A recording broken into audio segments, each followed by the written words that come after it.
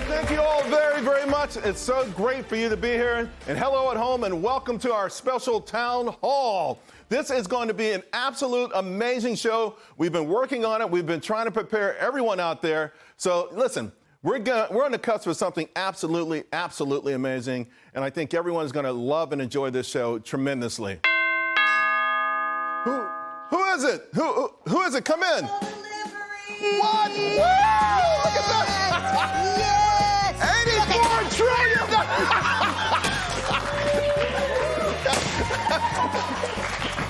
You okay? 80? Yeah, okay. All right. That was a lot of fun. $84 trillion. Yes. From the baby boomers. Yeah. You okay? Special gift. I'm good. It's good. Oh. Do you guys want this? Yeah. I'm putting it in my pocket. What are you talking about? So, explain this. This is from the baby boomers. It's for future prosperity? That's right. Because, we're going to die someday, and we're going to give all of our money to our kids. So, this is the biggest Even if they pop the confetti in your face? Well, I'm not going to make you that. All right, so this is absolutely amazing. This has never happened before in American history. Folks, $84 trillion. Think about that for a moment. It's never happened before, and it sounds like it's going to be absolutely amazing. But you know what? You ever read these stories about people who win the lottery and a couple years later, right? It is a once-in-a-lifetime opportunity. And listen, it is going to change everyone's life. When I say everyone, those who get the bag and those who don't. But here's the thing. If you do get it, it's still not a slam dunk, right? We were reminded of this after the Boston Celtics won the NBA championship last month. Everyone went in on this guy, the coach, right? The former coach, should I say, who was fired over a scandal. Here's one of the great tweets out there. Ime Udoka not only fumbled the ring, but Nia Long, one of the most beautiful women on the planet. So, again, what exactly are we talking about here? Let's put it in perspective. $84 trillion. This is how the money is going to be broken down. So, for the most part, baby, Gen X, you're going to get a lot of this money, right? Which is good because you're the sandwich generation. You're taking care of adult kids and sometimes your parents. Millennials, $27 trillion. Gen Z, $11 trillion. Gen Z, you're going to get 2 bites at the apple because, some of this money is going to come here, too. I still think you got to work, though. In fact, yeah, bad news. In fact, here's the thing. 31% of Americans say, yeah, they anticipate receiving this cash.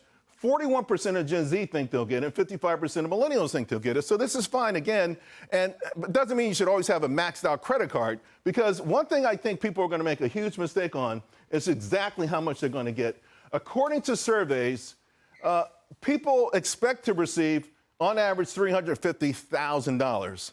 Those who say they're going to leave money for the heirs, on average, expect to leave $250,000. You can already see the problem, right? Already when the check comes, a lot of folks are going to be behind the 8 ball. So don't count your chickens before they hatch. Here's the bottom line. It's a lot of money at a time when everyone in the nation is obsessed with money. We're a money-obsessed nation. And listen, it's been this way for a long time. So what I want to do in this show is to discuss all aspects. I want to get you prepared, but also in the game, rather than seething on the sidelines because you didn't receive the money or you didn't, for instance, have money to give or leave for your heirs. So with that, let's bring in the audience because we've got an amazing audience here. I want to get to some questions, live questions. Let's start with Barbara S. from New York. Barbara, where are you? Hi, how you doing? Good, how are you? Good. Very simple question about protecting my current investments for my children, their children, and future generations. The protection part, I think, is pretty easy. Obviously, Treasury bonds, a lot of people love Treasury bonds. They're, for the most part, protected by the U.S. government. And nowadays, they pay really handsome yields. That won't always be the case, but for the moment, that's also. And then, depending on how much you have, there's also a lot of products out there that Wall Street, believe me, has come up with a lot of ways that they'll help you. I think the question, though, is are you at the point that you want to be to put it in neutral? Are you ready to, do you have enough money for you? Because you look like you got a few more years of rock climbing and stuff like that. So you want to have fun, right? Yes, absolutely. And you want your kids to have a good life, right? Now, listen, Warren Buffett said he's not leaving all his money to his kids. So are you at that point yet? I still like to have fun. Yeah. And but I want to balance that out and find that right. Yeah. That is the question, right? When do you start to kind of put it in a different gear right now. You know, there's these old things in the stock market. They say, take your age minus your age from 100, and that should be your balance, right, between stocks and bonds. But I think that's an old and antiquated formula, to be honest with you, because when they came up with that, people were living to like 50, right? So, like, now people are, you know, snowboarding at 70. So what you're asking is the right question. Just make sure that you don't pause too early. That you don't pause too early for your own personal golden retirement and golden years, and then, of course, to be able to achieve what you want for your kids. Thank you for being here. All right, folks, Margot from Connecticut has a question about starting on investing. Margot. Hi. Hey. My question is, as a young adult entering the professional world, what is the best first step to making smart investments? To start. I know it sounds facetious. The procrastination is what kills people. They're going to start, they're going to start, they're going to start. And then they give themselves excuses. The market's too high, I've waited. And this is what I really, really love. People who are not invested at all somehow are going to have the fortitude, the wisdom, and the confidence to buy when the market's crashing. You know, because essentially that's what you're saying. Oh, I'm too late. The market's at an all-time high. I'll wait for it to come down. Heck, it may be coming down for the wrong reasons, right? But very few people are going to jump in there when the market is getting hammered. So get started. And number two, stay invested. In other words, it's got to be a commitment. You've got to keep putting money in. A big mistake people make is they'll put a little bit of cash in, see how it works out, and then if it doesn't work immediately, it's not for me. It's for everyone. In fact, it's a hell of a gift for anyone in this room and anyone in this country. Our stock market has outperformed the rest of the world by such a huge margin. And listen, all the innovation, all the hot companies, think about where they're coming from. There's one hot company in Europe, right, with the weight loss drug, and that was an accident. Other than that, everything's coming from the good old USA. Participate in this. I'm glad you're here. I'm glad you asked the question. If you don't have an account, before the day is over, open an account, okay, and put some money into it. And let's get this bad boy going. All right, thank you very much. All right, Richard H. from New York is with us as well. Hi. My question is more of a concern, I guess. So as a Gen Z, person myself, are you concerned about the current status of most of us, coming out of college recently, maybe accumulating this wealth soon or, in the future? Oh, yeah. I'm really concerned. I tell you what I'm concerned about. There's a lot of worries, right? The mismanagement of the money, I think, is really the most worrisome part of it all. What I do like is if you look, for instance, in recent business trends, business startups, we're at records, right? People are starting businesses. The only problem with that is a lot of younger folks are just, the misconception, and sort of, you see the TikTok videos. Hey, why don't you have an LLC? Why aren't you in Rome chilling out on the beach with me? Are you crazy? Here, go to my link, get an LLC and live forever. We'll get you 50 grand a month, no problem. Right? You know what I'm talking about, right? It's nuts. It's absolutely nuts. So there's no way around it that you're going to have ups and downs in life. So the idea of having this sort of discipline is really, really tough. But I love the Gen Z and the fact that they do want to start businesses, that they do want to participate. There's also a lot of studies that say that they want to invest differently, and investing's got to match their morals and all that sort of stuff. I'm not so sure that should be the top priority, to be quite frank with you. I think the most important thing is go for it. Don't be afraid. Use your youth to your advantage. If you blow it starting a business that doesn't work, that's fine. If you blow it hanging out in Mexico, drinking tequila, that's not fine. All right? I'm just letting you know because we talked about this before. No, I'm just joking. I love where your head is, though. Thanks a lot. All right, let's go to Robert. Robert's got a question about the future of investing. Yeah, hey, Charles. Hey, how's it going? So I think my question is more geared toward what to invest in, like investing in your large horizon and industry-wise. I've always been interested in investing in energy, and I'd like to know your thoughts about the perspectives of nuclear energy and how you can invest in uranium mining stocks and things like that. So there are a lot of publicly traded uranium mining stocks out there. The big one is CCJ.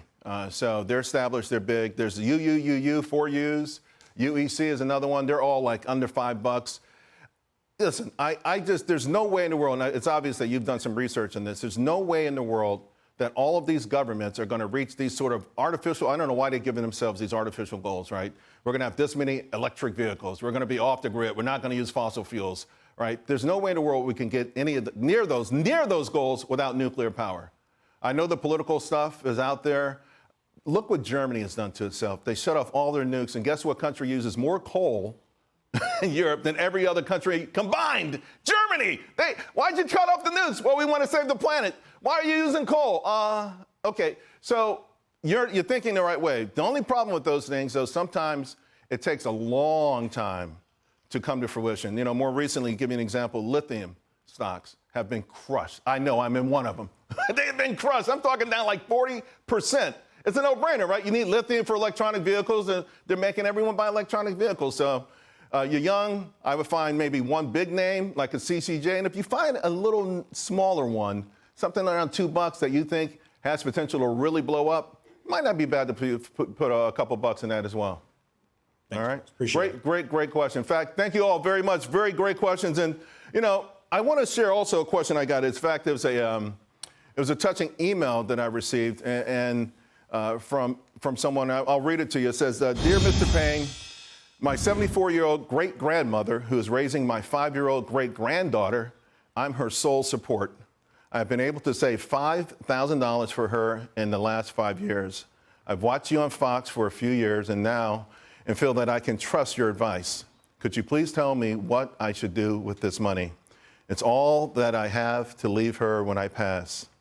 I can add $100 per month now that I've paid off my car. Thank you, Patricia M. Wow, the beautiful letter, right? So I wrote a quick note back to her, thanking Pat. Thank you for your kind comments. Second, congratulations on staying so committed and focused. Very impressive. Third, you know, when people are trying to, and this similar question we had earlier about, you know, being invested but also having some safety. In this environment, short duration bonds, two-year bonds, you know, you get a nice dividend, it's safe. But I also wrote to her, lastly, before passing, I would arrange for the money to go into maybe a basket of dividend-paying stocks like blue chip stocks. We're talking about companies that have been around for 100 years and will be around for the next 200 years. They compound over time, and the principal has a chance of going up. But also, something else to consider is instilling ways to make sure that she is educated on how to use those funds. Simply handing them over is a mistake. I'm humbled that you came to me, but I'm limited on the nuances of my suggestions. Thank you so much. I mean, again, we're talking about life-changing money, and that does mean preparation. To make the funds to leave to your heirs and to handle the funds with care and smarts if you receive them. That's why I believe my new book, Unbreakable Investor, is a great tool for everyone. There's a test. Check this out, folks. You'll love this. There's a test at the end of every single chapter. Now, today I'm giving away the book for free. You go to unbreakableinvestor.com. Right now, you get your free copy. Meanwhile, folks, there are some other investments out there beyond the stock market, and folks are out there who are going to get this money. They're thinking about it, right? The greatest wealth transfer in history. We're going to talk about other ways, but remember, the key here is don't fumble the bag.